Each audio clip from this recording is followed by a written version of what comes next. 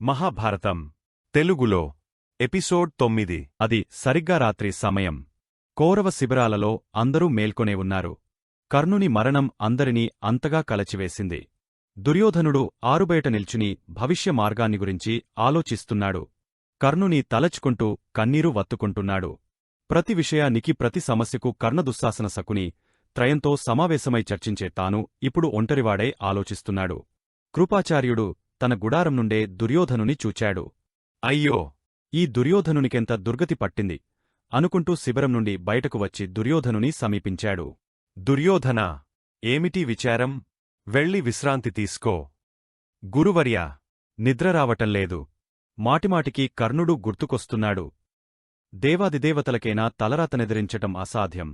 గురుదేవా, నేనెవరినైతే నమ్ముకుని ఈ యుద్ధానికి దిగానో వారందరూ నన్ను విడచి ఒంటరిని చేసి వెళ్ళిపోయారు.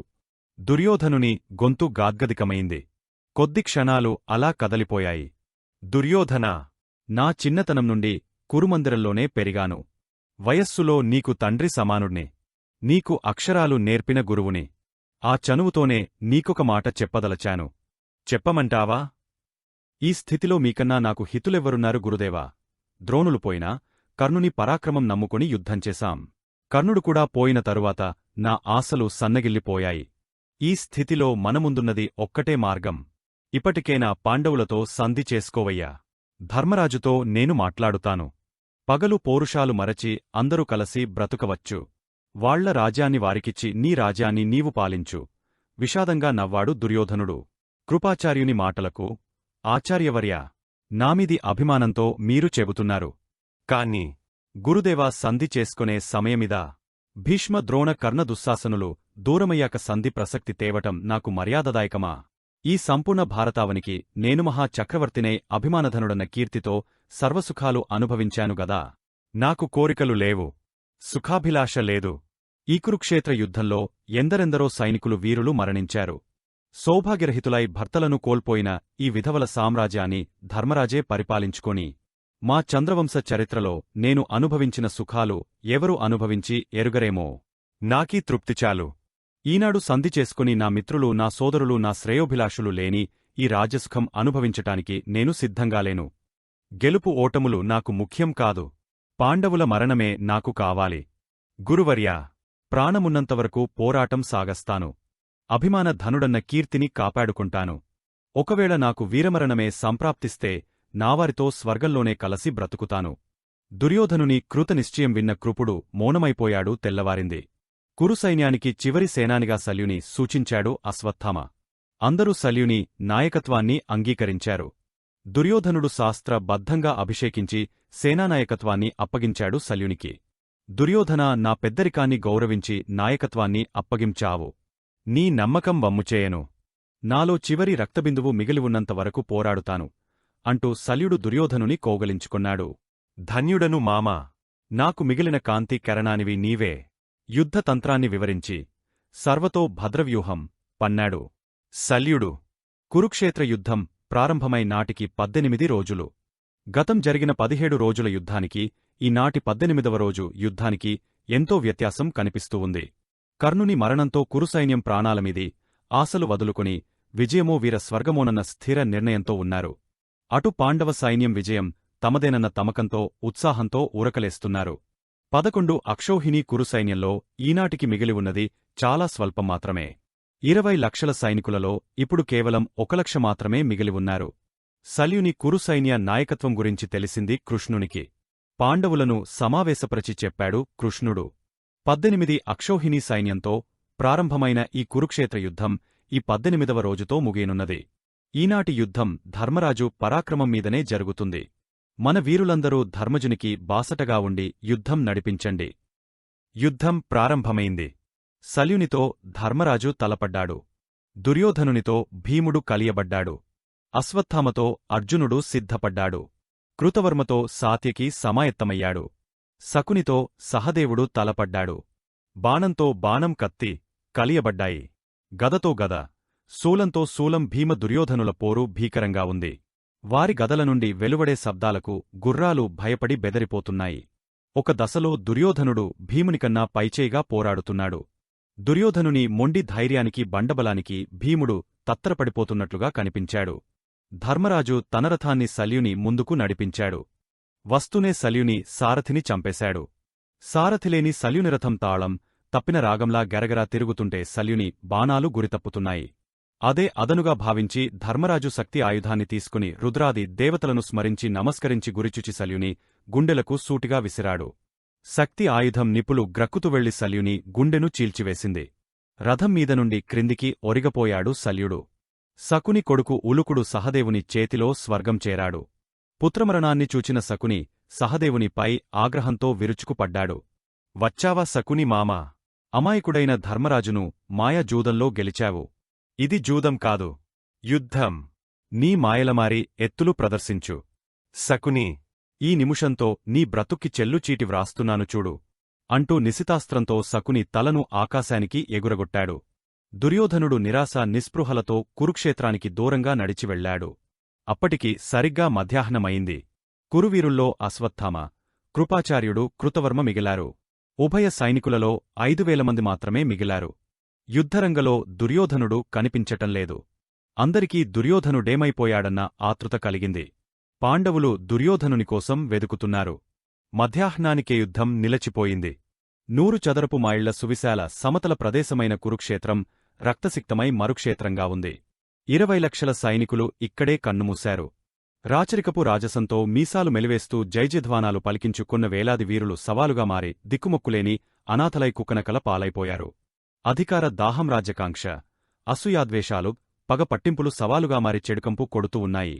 వైధవ్యం నింపుకున్న లక్షలాది మంది అమాయక స్త్రీలేడ్పులు ఆకాశానంటుతున్నాయి. కురుక్షేత్రమంతా శోకక్షేత్రమైపోయింది. 11 అక్షౌణుల సైన్యంతో వందిమాగధుల స్తుతిస్తోత్ర పాఠాలతో జైజధ్వనాలు పాలికించుకుంటూ మదించిన మాదాపు తెనుగులా కురుక్షేత్రంలో కాలుపెట్టిన దుర్యోధనుడు ఇప్పుడు ఒంటరివాడై గద భుజాన వేసుకుని నిర్వికారంగా నిరాశ నిండిన దున్హకంతో కురుక్షేత్రాన్ని వదలి వైశంపాయన సరోవరం వైపుగా దెబ్బతిన్న ముసలి సింహలా అడుగులేస్తూ ఒక్క సైనికుడైనా వెంటలేకుండా ఒంటరిగా నడుచుకుంటూ వెళుతున్నాడు. అహో! ఎంత విచిత్రం! అలవిమాలిన అహంకారానికి దేవుడిచ్చిన కానుక ఇది. దుర్యోధనునికోసం వెదికారు పాండవులు. ఎంత వెదికినా దుర్యోధనుడు ఎక్కడా కనిపించకపోయేసరికి ఆత్మాహుతి చేసుకున్నాడేమో అన్న అనుమానం వచ్చింది అందరికీ. పాండవులు విజయానందంతో శిబిరాలకు చేరుకున్నారు. సంధ్యాసమయం కావస్తున్నది. కృప, కృతవర్మ, అశ్వత్థామలు దుర్యోధనునికోసం వెదుకుతున్నారు. సంజయుని ద్వారా దుర్యోధనుడు వైశంపాయన సరోవర ప్రాంతంలో ఉన్నట్లు తెలుసుకున్న ముగ్గురు వెంటనే సుయోధనుడున్న ప్రాంతానికి చేరుకుని చాలాసేపు గతమంతా జ్ఞప్తి తెచ్చుకున్నారు. అప్పుడు అశ్వత్థామ దుర్యోధనునితో, మహారాజా, ఇప్పుడు మన కర్తవ్యమేమిటి? అని అడిగాడు. రాత్రి కావస్తున్నదిగదా. మీరు ముగ్గురూ ఈ రాత్రికి ఎక్కడైనా తలదాచుకోండి. నాకు జలస్తంభన విద్య తెలుసు. ఈ రాత్రికి ఈ సరస్సులో ఉండిపోతాను. ఉదయమే మనమందరం కలుసుకుని భవిష్య ప్రణాళికను గురించి ఆలోచించుకుందాం అన్నాడు దుర్యోధనుడు. అశ్వత్థామ, కృపాచార్య, కృతవర్మలు అక్కడనుండి వెళ్ళిపోయారు. వరుణమంత్ర ప్రభావంతో దుర్యోధనుడు నీటిలోదిగా విశ్రమించాడు. జలస్తంభన ప్రభావంతో ఎన్ని రోజులైనా నీటిలో దాగవుండగలడు దుర్యోధనుడు. దుర్యోధన వధ. దుర్యోధనుడు వైశంపాయన సరోవరంలో దిగ దాక్కోవటం పక్షులను వేటాడే బోయవాళ్లు చూచారు. దుర్యోధనాదుల సంభాషణ అంతా విన్నారు. వెంటనే పాండవ గుప్తచారులకు వార్తనందించారు. దుర్యోధనుడు దాగివున్న చోటు పాండవులకు తెలిసిపోయింది. మరునాటి ఉదయమే కృష్ణసమేతంగా పాండవులందరూ వైశం పాయన సరోతీరానికి చేరుకొన్నారు. దుర్యోధనుడు మడుగులోనే ఉన్నాడన్న విషయాన్ని పరీక్షించి ధృవీకరించుకొన్నారు. కృష్ణ, దుర్యోధనుని బయటకు రప్పించటమెలా? అన్నాడు ధర్మజుడు. ధర్మజా, దుర్యోధనుడు మహారోషంగలవాడు. వానికి పౌరుషం కలిగేటట్లు కోపం పుట్టించేలాగా తిడితే వాడంతటవాడే బయటకు వస్తాడు అన్నాడు కృష్ణుడు. దుర్యోధనుని రెచ్చగొట్టి బయటకు రప్పించటానికి సిద్ధమయ్యాడు ధర్మజుడు. దుర్యోధన, మహావీరుడవు, అభిమానధనుడవు, కురుకుల రాజువు, రారాజుగా పేరు పొందినవాడవు. ఈనాడు పరికిపందవై ప్రాణరక్షణ కోసం నీటి మడుగున దాగుండిపోయావా?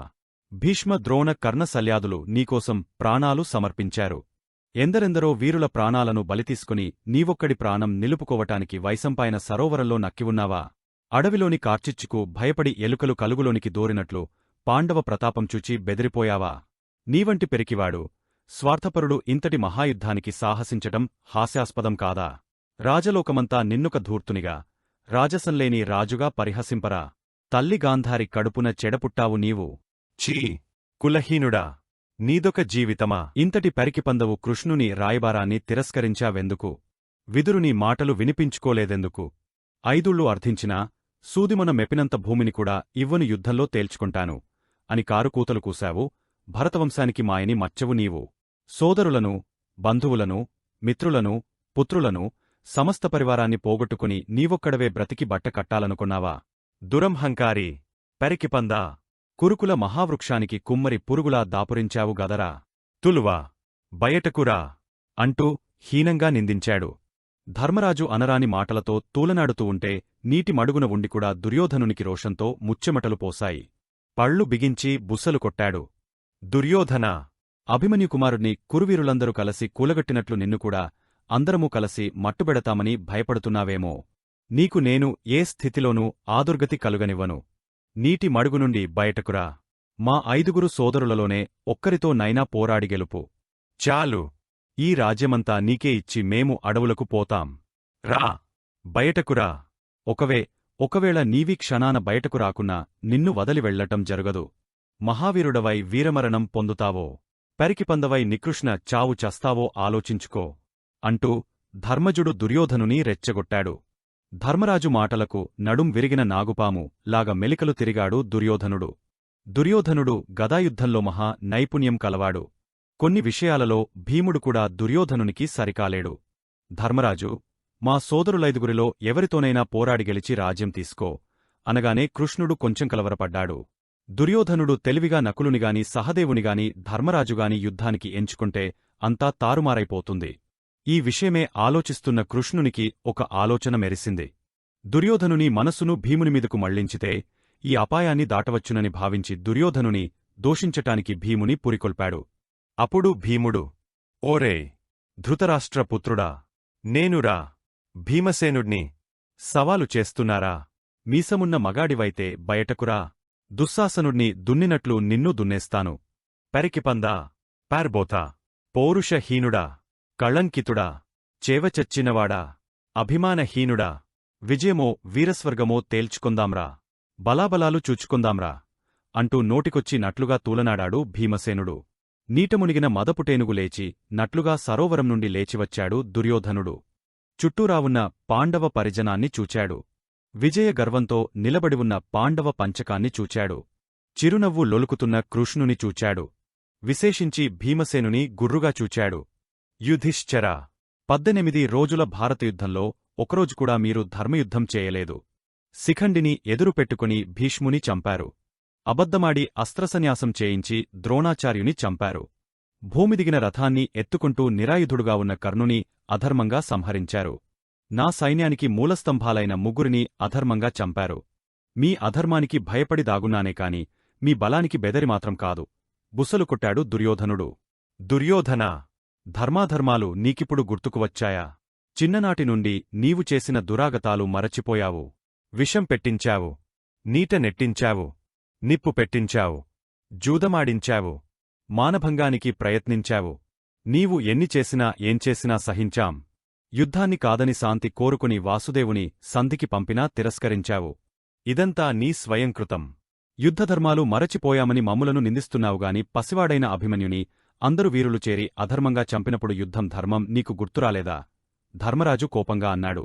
ఈ సమయంలోనే తీర్థయాత్రలు ముగించుకుని బలరాముడు అక్కడకు వచ్చాడు. అందరూ పేరుపేరునా పాదాభివందనం చేశారు. భీమ దుర్యోధనులిద్దరూ బలరాముని శిష్యులే. గదాయుద్ధాన్ని వారిద్దరూ బలరాముని దగ్గరే నేర్చుకున్నారు. బలరామునిరాక బలం కలిగించింది దుర్యోధనునికి. బలరాముని కాళ్లకు నమస్కరిస్తూ కన్నీరు పెట్టుకున్నాడు దుర్యోధనుడు. ప్రియ శిష్యుని అనునయించాడు బలరాముడు. 18 నాళ్ల యుద్ధ విషయాలన్నీ వివరించి చెప్పాడు.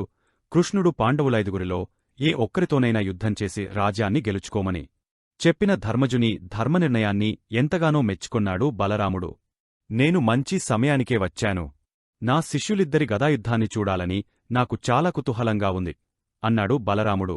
అంతట దుర్యోధనుడు, బలరామదేవా! కురుక్షేత్ర యుద్ధభూమిలో మరణించిన వారికి వీరస్వర్గం లభిస్తుంది. ఈ వైశంపాయన సరోవరం వద్ద యుద్ధం చేయటం నాకిష్టంలేదు. నా గదాయుద్ధాన్ని అక్కడే జరిపించండి అన్నాడు ప్రాధేయంగా. దుర్యోధనుని అభిమతాన్ని అంగీకరించారందరూ. అంతిమ యుద్ధానికి రంగం సిద్ధం చేశారు కురుక్షేత్రంలో.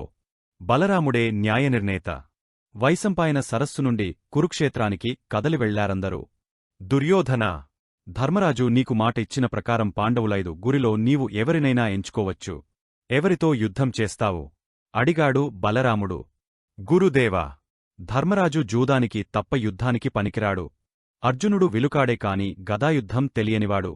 నకుల సహదేవు లిద్దరూ చిన్నవాళ్లు. నేను అధర్మపరుడనని ఇంతకాలం వీరందరూ ఆడిపోసుకొన్నారు. ఇప్పుడైనా నా ధర్మవిజ్ఞతను మీరందరూ గుర్తించాలిగదా. అంటే నీ అభిమతమేమిటి దుర్యోధనా? అడిగాడు బలరాముడు. బలరామదేవా! ధర్మార్జున నకుల సహదేవులతో ఎవరితోనైనా గదాయుద్ధం చేసి అవలీలగా మట్టుబెట్టగలను. కాని నేను గెలిచి నావారెవరూ లేని ఈ రాజ్యాన్ని పాలించుకోవాలన్న ఆశ నాకులేదు. విజయమైనా వీరస్వర్గమైనా ఈ భీమునితోనే అంగీకరిస్తాను. న్యాయనిర్ణేతగా మీరుండటం నాకు సంతోషంగా ఉంది అంటూ దుర్యోధనుడు గదనెత్తి భుజాన పెట్టుకొన్నాడు. దుర్యోధనుని మాటకు అందరూ చప్పట్లు చరిచారు. హాయిగా ఊపిరి పీల్చుకొన్నాడు కృష్ణుడు. గదాయుద్ధం మొదలైంది.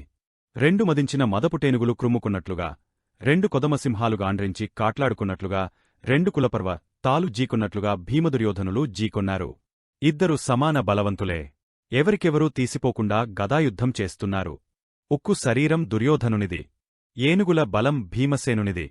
ఈ యుద్ధ దృశ్యాన్ని మాటలతో చెప్పటం, చేతులతో వ్రాయటం ఎవరికైనా అసాధ్యమే. కురుక్షేత్రం కంపించిపోతూ ఉంది. ఉరుములు ఉరిమినట్లు, మెరుపులు మెరిసినట్లు, పిడుగులు పడ్డట్లుగా ఉంది. ఎవరూ నేలమీద నిలబడటంలేదు. గాలిలోకి ఎగరెగరి యుద్ధం చేస్తున్నారు. కాని చూస్తున్నవారందరికీ దుర్యోధనుడే పైచేయిగా కనిపిస్తున్నాడు. గద విసరటంలోనూ, దెబ్బ తప్పించుకోవటంలోనూ, విన్యాసంలోనూ భీముడు దుర్యోధనునితో వెనుకబడుతున్నాడు. ధర్మరాజుకి అర్జునునికి మితిమించిన ఆతృతగా ఉంది. నిశ్చలంగా గదాయుద్ధాన్ని చూస్తున్నది కృష్ణుడు ఒక్కడే. చాపు బలంతో అటోయిటో అనుకుంటూ పెచ్చరిల్లిపోతున్నాడు దుర్యోధనుడు.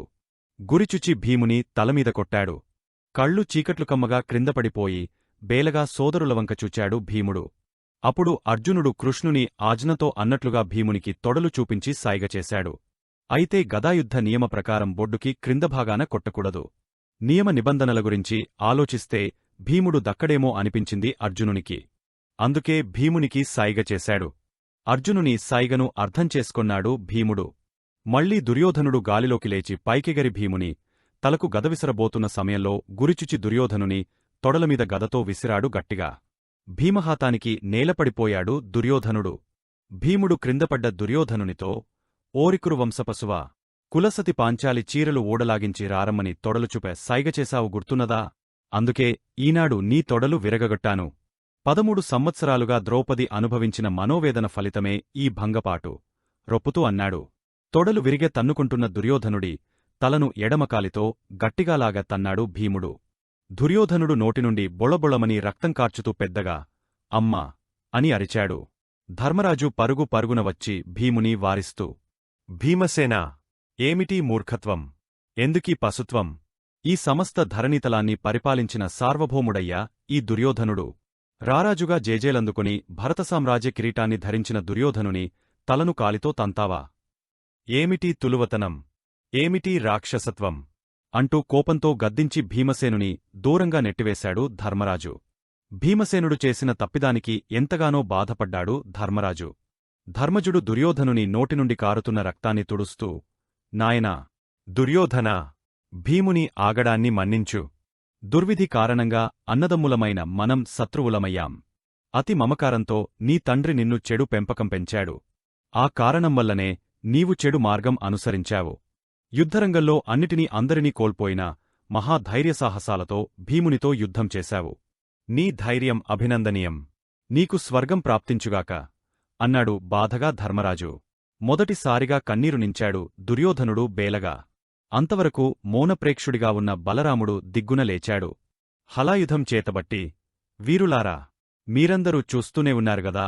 ఈ భీముడు యుద్ధ నియమం తప్పి దుర్యోధనుని తొడలమీద కొట్టాడు. ఒంటరిని చేసి తుంటరితనం ప్రదర్శించిన ఈ దుర్మార్గునికి నా హలాయుధంతో బుద్ధి చెబుతాను అంటూ హుంకరించాడు. తలవంచుకుని మౌనంగా నిలబడ్డాడు భీమసేనుడు. కృష్ణుడు దిగ్గునలేచి బలరాముని కౌగలించుకుని శాంతింపచేస్తూ, అన్నా! ఈ దుర్యోధనుని ఘాతుకాలు నీవెరుగవా? ఎన్ని దుర్మార్గాలు చేశాడో నీకు తెలియవా? రాజరికం రాజధర్మం నీకు తెలియనిదా? భీమసేనుడు నాభి క్రింద కొట్టటం యుద్ధ ధర్మప్రకారం అన్యాయమే కాని తొడలు విరుస్తానని చేసిన భీముని ప్రతిజ్ఞ నీవెరుగవా? మళ్ళీ ఇలా అన్నాడు కృష్ణుడు. అన్నా! ద్వాపరయుగం సమాప్తి కాబోతున్నది. కలియుగం ప్రారంభం కాబోతున్నది. యుగయుగానికి ధర్మస్వరూపం మారుతుంది.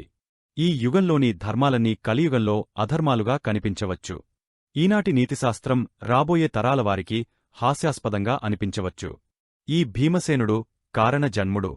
జరాసంధ బకాసుర, కీచక, దుర్యోధనులను చంపటంకోసమే పుట్టినవాడు. దైవశాసనాన్ని అమలుపరిచాడు. కాబట్టి ధర్మాధర్మాల ప్రసక్తిలేదు.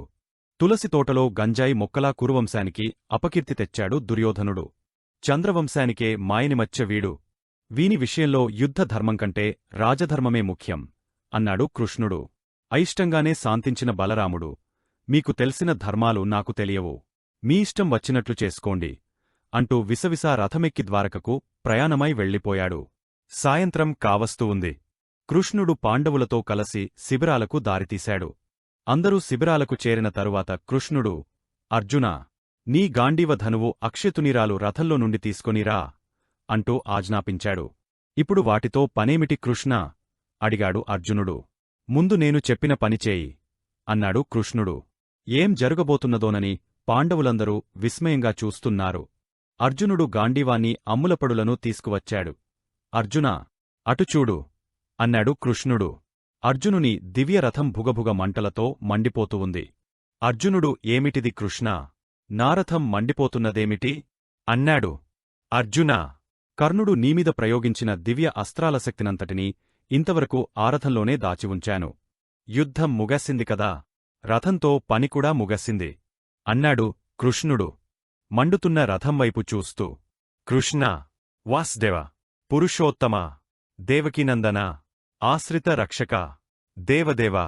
నీ సహకారం సారథ్యం ఉపకారంతోనే మేం కురుక్షేత్ర యుద్ధ సముద్రాన్ని అవలీలగా దాటగలిగాం. నీ అభిమానమే పాండవులకు శ్రీరక్ష అంటూ పాండవులైదుగురు పాదాభివందనం చేశారు. అందరినీ గుండెలకు హత్తుకొన్నాడు కృష్ణుడు. రాత్రి అయింది. ఎవరి గుడారాలకు వారు వెళ్లి విశ్రాంతి తీసుకొన్నారు. కురుక్షేత్రంలో దుర్యోధనుడు కొనుపరితో ఉన్నాడు. శరీరమంతా దుమ్ము కొట్టుకొని ఉంది. దాసదాసిజనం సేవిస్తుండగా, వంది మాగదులు స్తుతిస్తుండగా, గాససంగీతాలు వింటూ హంసతులిక తల్పంపై మెత్తని పరుపులమీద నిద్రించే సార్వభౌముడు కుక్కనక్కల మధ్య రక్తమాంసాల సరసన కటికనేలపై ఒంటరివాడై దీనమనస్కుడై ఒక్క సేవకుడైనా ప్రక్కన లేకుండా నికృష్టంగా పడివున్నాడు. అశ్వత్థామ, కృతవర్మ, కృపాచార్యులు ముగ్గురు దుర్యోధనుని వెదుకుతూ వచ్చారు. అనామకుడై పడివున్న దుర్యోధనుని చూచి అశ్వత్థామ భోరుమని ఏడుస్తూ దుర్యోధనుని శిరస్సును ఒడిలో పెట్టుకొని, అయ్యో దుర్యోధన చక్రవర్తి! ఎంతటి దురవస్థ వచ్చింది నీకు! సువిశాల భారతావనికి సార్వభౌముడవై అమరసుఖాలలో తేలియాడుతూ సమస్త రాజలోకంచేత నీరాజనాలు అందుకుని కనుచుపుతో లోకాన్ని శాసించిన నిన్ను ఇలా చూడలేను అంటూ దుర్యోధనుని మోముపై ఉన్న దుమ్ము ధూళిని తుడుస్తూ కన్నీరు కార్చాడు. కొన ప్రాణంతో ఉన్న దుర్యోధనుడు అలికిడికి మెల్లగా కళ్ళు తెరిచాడు. ఎవరు నన్ను సార్వభౌముడని పిలుస్తున్నది? నేను మహారాజా అశ్వత్థామను. అంతటి దుస్థితిలోనూ విషాదంగా నవ్వాడు దుర్యోధనుడు. అశ్వత్థామా! అనామకుడనే పడివున్న నన్ను ఇంకా సార్వభౌమా అని పిలుస్తున్నావా? నేనిప్పుడు భారత సార్వభౌముడను కాను, మామూలు మనిషిని అన్నాడు దుర్యోధనుడు. దుర్యోధనుని దీనస్థితికి పొంగపొంగ దుంహకించాడు అశ్వత్థామ. ఏమంటున్నావు దుర్యోధనా? నీవెప్పటికీ మహారాజువే, మాకెన్నటికీ సార్వభౌముడవే అనునయంగా అన్నాడు అశ్వత్థామ. గురుపుత్రా! పాండవులు నన్ను అన్యాయంగా కొట్టారు. అందరూ చేరి ఒంటరిని చేసి గదాయుద్ధ ధర్మం విడచి నా తొడలు విరిచాడు భీముడు. క్రిందపడవేసి నా శిరస్సును ఎడమకాలితో తన్నాడు. అవాచ్య శబ్దాలతో నన్ను నిందించాడు అంటూ చెప్పలేక హీనస్వరంతో చెప్పాడు దుర్యోధనుడు. అంత దున్హఖలోనూ ఆగ్రహోదగ్రుడై లేచాడు అశ్వత్థామ. అహో! ఆ పాండవ హతకులు అడుగడుగునా దుర్మార్గమే చేయించారు. అన్యాయమే ఆయుధం చేసుకుని అందరినీ కూలగొట్టారు. దుర్యోధన చక్రవర్తి! సరిగా విను. సరిగా వింటున్నావా? వింటున్నానన్నట్లుగా కళ్ళెత్తి చూచాడు దుర్యోధనుడు. నా తండ్రి ద్రోణాచార్యులమీద ప్రమాణం చేసి చెబుతున్నాను. నీ ఇంటి ఉప్పు తిని పెరిగా పెద్దవాడినయ్యాను. చిన్ననాటనుండి నీ స్నేహం చేసి బ్రతికాను. నా తండ్రిని అబద్ధం చెప్పి అస్త్రసన్యాసం చేయించి యోగముద్రలో ఉన్నప్పుడు చంపారు. ఆ పగ నాలో ఇంకా చల్లారలేదు. నా తండ్రి నాకిచ్చిన దివ్యాస్త్రాలతో నాకున్న బాహుబలంతో పాండవులైదుగురిని చంపుతాను. ఆజ్ఞాపించు మహారాజా అన్నాడు అశ్వత్థామ. అశ్వత్థామ మాటలు అమృతమేంగా అనిపించాయి దుర్యోధనునికి. గురుపుత్రా, వేదమంత్రాలు లేకున్నా గంగాజలం తేకున్నా నిన్ను నా జీవిత సమరసేనానిగా చేస్తున్నాను. శక్తి తెచ్చుకొని చెప్పాడు. మహారాజా, పాండవ మరణ శుభవార్తను నేనే స్వయంగా నీకు చెబుతాను. అంతవరకు నీవు ప్రాణాలతోనే ఉండాలి అని చెప్పి కృతవర్మ కృపాచార్యులను తీసుకుని రథమెక్కి పాండవ శిబిరాలవైపు పరుగుతీశాడు. తరువాత ఏం జరుగుతుంది అనేది నెక్స్ట్ వీడియోలో చూద్దాం. మా వీడియో మీకు నచ్చినట్టు అయితే లైక్ చేయండి, షేర్ చేయండి. ముఖ్యంగా సబ్స్క్రైబ్ చేసుకోవడం మరచిపోకండి. మీ సలహాలు సూచనలు ఏమైనా ఉంటే కామెంట్ చేయండి. సోషల్ మీడియాలో ఫాలో అవ్వండి. ఆదిపర్వం, సభపర్వం, అరణ్యపర్వం, విరాటపర్వం, భీష్మపర్వం, కర్ణపర్వం మరియు శల్యపర్వం పీడీఎఫ్ కింద డిస్క్రిప్షన్లో ఉంది, డౌన్లోడ్ చేసుకోండి. ముందు వీడియోస్ చూడకపోతే కింద లింక్స్ ఉన్నాయి, చూడండి.